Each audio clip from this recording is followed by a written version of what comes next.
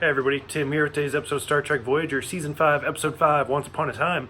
So I actually really like this episode. I think it's super cute, and it kind of points a new perspective for Star Trek, at least to me. And I kind of looked it up. This episode gets a lot of mixed reviews. Like, some people absolutely hate this episode because they just think it's too childish, and then some people like think it's okay, it's worth a watch. I actually really enjoyed it. So first of all, this episode kind of reintroduces Naomi Wildman. She's now played by Scarlett Palmers, who will continue to play her throughout the rest of the series. She's kind of famous for also being in Reba, and she's great. Like, I actually really like the character of Naomi. So this episode introduces Flaughter and Trevis, and it's one of those things that I just kind of took for granted, and I never thought about. Like, kids growing up in this time would have like holo novels of their own. Like, we would have like Clifford or something like that, where it's like really famous children's books but in holo novels. And Harry talks about he had it when he was a kid, and even Janeway talks about it at the end, that she like flooded the force and stuff.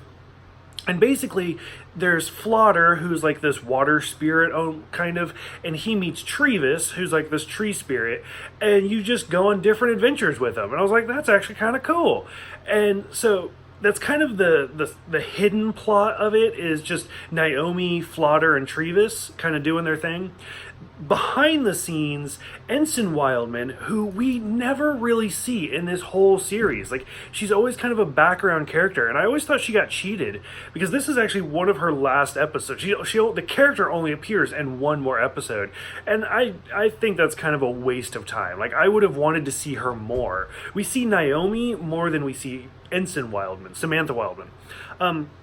So anyways, it starts out with her talking to Naomi and then talking to Neelix, and basically saying, yeah, we're stuck in an ion storm, like, we don't know what's going on. And then it kind of cuts, and it turns out that it's her, Tuvok, and Paris. And I was like, okay, so clearly the ship's not going to blow up because you got two main cast members. But in this case, Ensign Wildman's kind of like the red shirt. Like, are they going to kill her off, or what are they going to do? But she does have a little girl, so I don't imagine they would do that.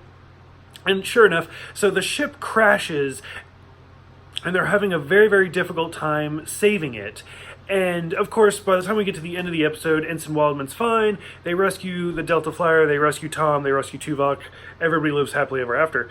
But most of the episode is about Neelix having trouble talking to Naomi about it, because he doesn't want to lie to her, but he also feels like she's too young to understand, and he basically patronizes her through the whole episode.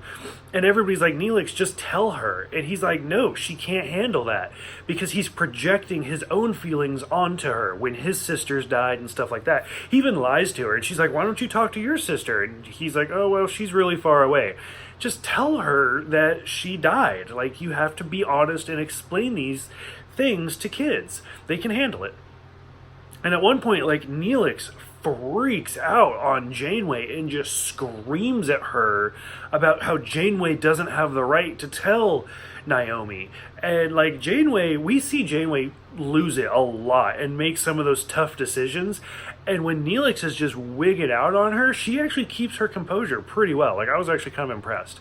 And then, of course, Neelix finally does have to, Naomi finds out by mistake, runs to the holodeck, and basically there's like, Flaughter and Trevis don't want to talk to Neelix because he's a liar and stuff like this. And they finally do have that heart-to-heart where they explain, we're lost in space, and sometimes bad stuff happens to good people, but they'll figure it out together. And of course, like I said, of course, Ensign Waldman does get saved, and she's healed, and everything's just fine. But it had the potential to be a very, very dark episode until they like curved it at the end. Overall, I really enjoyed it. Like I said, a lot of people don't like this episode because of Flaughter and Trevis and stuff. I liked it. I thought their characters were funny and interesting, and I would have been okay to see the two of them return. But mostly, I would have liked to have seen more of Samantha Wildman, because I think she could have had some really great story arcs. So for those who have seen this one, what did you guys think? Thank you guys for watching. Thank you guys for everything, and I will see you guys next time for the 100th episode, Timeless.